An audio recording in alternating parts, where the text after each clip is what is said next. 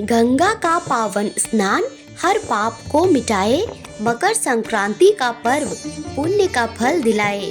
दान पुण्य के साथ हम सनातन धर्म का मान बढ़ाएं, तिल गुड़ के भोग चढ़ाकर घर घर खुशियां मनाएं।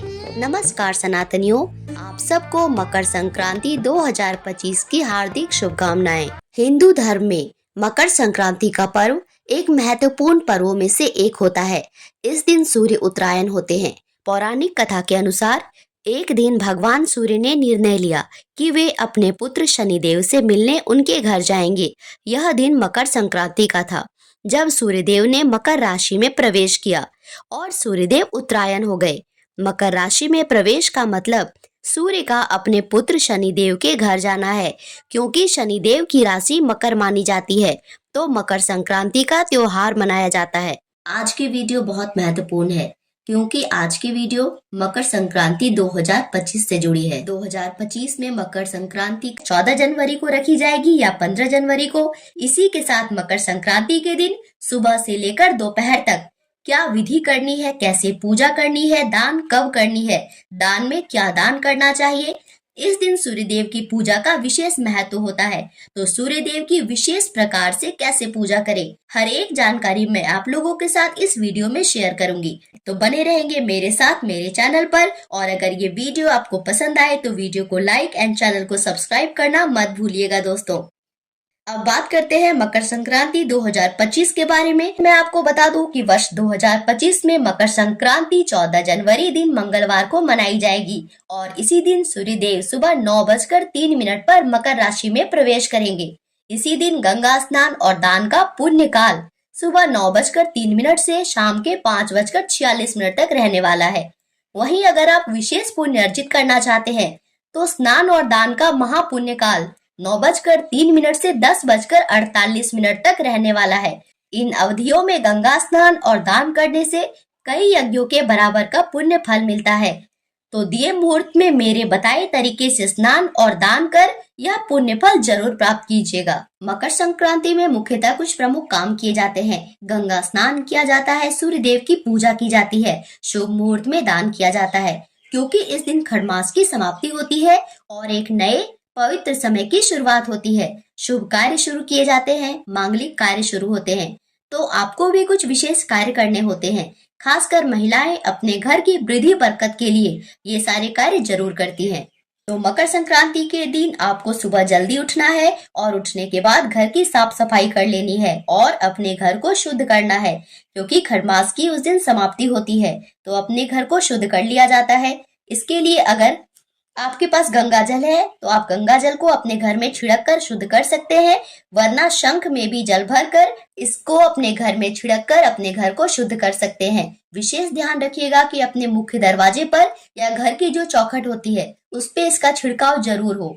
इसके बाद आपको स्नान करना है, पर उसके पहले आपको दान के निमित्त आप जो भी चीजें दान करना चाहते हैं उसको एक जगह पर निकाल के रख लीजिए। क्योंकि अगर आप स्नान करने के बाद अपने घर के सामान में से दान के निमित्त सामान निकालेंगे तो आपने जो टच किया तो वो सारी वस्तुएं दान की ही मानी जाएगी, और फिर जब आप उसका खुद के लिए अपने परिवार के लिए इस्तेमाल करेंगे तो इससे आपको भयंकर दोष का सामना करना पड़ेगा। इसीलिए आप जो भी दान करना चाहते हैं सब स्नान करने से पहले ही एक जगह पर निकाल के रख दे, और स्नान के बाद अपने साथ अपने घर परिवार के बाकी लोगों का भी उस दान सामग्री से हाथ जरूर टच करवा दे, ताकि यह दान आपके और आपके पूरे परिवार की तरफ से हो। अब जानते हैं कि दान के लिए हमें किन वस्तुओं का इस्तेमाल करना है, क्या क्या वस्तुएं चाहिए। तो इसके लिए आपको चावल, दाल, आलू, ऋतु की सब्जियां, तिल, गुड़ रख लेनी है। इसके साथ आप तिल के लड्डू वगैरह भी दान कर सकते हैं, और इसके साथ दक्षिणा का पैसा भी रखा जाता है। दान की तो वैसे कोई सीमा नहीं होती, आप अपनी इच्छा अनुसार जितनी मर्जी दान कर सकते हैं। मौसमी वस्त्रों का दान कर सकते हैं, मौसमी फलों का दान कर सकते हैं। तो आपको जो भी इच्छा है आप वो दान कर सकते हैं। दान की सारी सामग्री निकाल कर एक जगह पर रख दीजिए। अब जानते हैं आज के स्नान करने की विधि, जो कि बहुत इंपॉर्टेंट है।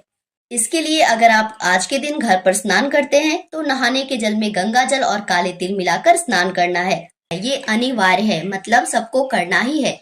बच्चे, बूढ़े, महिलाएं जो भी आज के दिन स्नान करेंगे वे ऐसे ही स्नान करेंगे। और नहाते हुए क्या बोलना है? बोलना है, जहाँ नहाए वहीं गंगे, हर हर गंगे। ऐसा बोलते हुए गंगा नदी का ध्यान करते हुए स्नान कर लेना है। और यदि आप किसी कारणवश स्वास्थ्य संबंधी समस्या की वजह से या किसी कारणवश स्नान नहीं कर पा रहे हैं, तो आप जल में काले तिल मिलाकर उस जल से छिड़काव जरूर कर लेंगे। इससे भी आप शुद्ध हो जाएंगे। स्नान करने के बाद आपको कुछ विशेष काम करने हैं। जैसा कि मैंने पहले बताया था कि खड़मास की समाप्ति हो रही है, तो हमें भी शुद्ध होना होगा। इसके लिए महिलाएं अपने हाथों और पैरों में नील पेंट लगा लेंगे और पैरों में महावर लगा लेंगे। और पुरुष भाई अगर जनेऊ धारण करते हैं तो आज के दिन जनेऊ जरूर बदल लेंगे। नहाने के बाद नए जनेऊ पहनेंगे और स्नान के बाद मंदिर की साफ सफाई के बाद मंदिर में एक शुद्ध घी का दिया जला देंगे और सूर्य देव को अर्घ देंगे। ये आज की मकर संक्रांति के दिन का महत्वपूर्ण कार्यों में से एक है।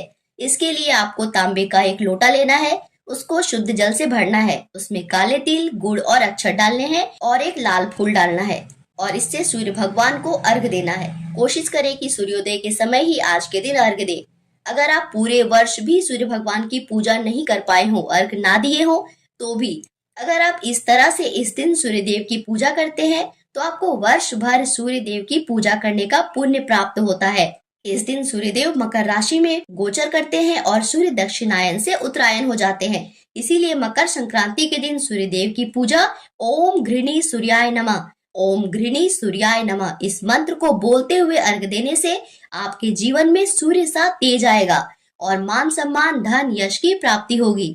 अर्घ देने के बाद आप जहाँ खड़े हैं वहीं पर 3 बार क्लॉकवाइज डायरेक्शन में घूमकर परिक्रमा कर लेंगे। तो इस तरह से आज के दिन की आपकी सूर्य पूजा कंप्लीट हुई। सूर्य देव की पूजा करने के बाद आपके घर के मंदिर में जितने भी देवी देवता हैं, सबको तिल और गुड़ आज के दिन जरूर से जरूर भोग लगाना है। आप चाहें तो दही और चूड़ा का भी इसके साथ भोग लगा सकते हैं। और अगर आपने तिल के लड्डू या लाई बना के रखे हैं तो आप उससे भी भोग लगा सकते हैं। और अगर आप आज के दिन किसी मंदिर वगैरह में पूजा करने जा पाए तो वहां भी अवश्य तिल गुड़ चढ़ा दें। अपने कुल देवी देवता को भी तिल गुड़ का भोग अवश्य चढ़ा दीजिएगा। अब जानते हैं कि मकर संक्रांति के दिन सबसे पहले हम लोगों को क्या खाना चाहिए, अपने मुंह में क्या सबसे पहले डालना चाहिए। आज के दिन घर के सभी सदस्य सबसे पहले तिल ही मुंह में डालेंगे। सबसे पहले तिल और गुड़ ही खाएंगे। इस दिन विशेषतः हर घरों में तिल के लड्डू बनाए जाते हैं और घर के सदस्य सबसे पहले तिल और गुड़ खाते हैं। हमारे घर में तिल गुड़ के साथ दही चूड़ा भी खाया जाता है और फिर खिचड़ी वगैरह खाई जाती है, पतंग उड़ाई जाती है। तो ये थी मेरे तरफ से मकर संक्रांति से जुड़ी जरूरी जानकारी। सनातन धर्म के हर व्रत त्योहारों की जानकारी समय से पहले पाने के लिए और हर व्रत या पूजा की सही विधि नियम जानने के लिए मेरे चैनल से जुड़े रहिए। Thank you so much for watching. See you in next video. Radhe Radhe.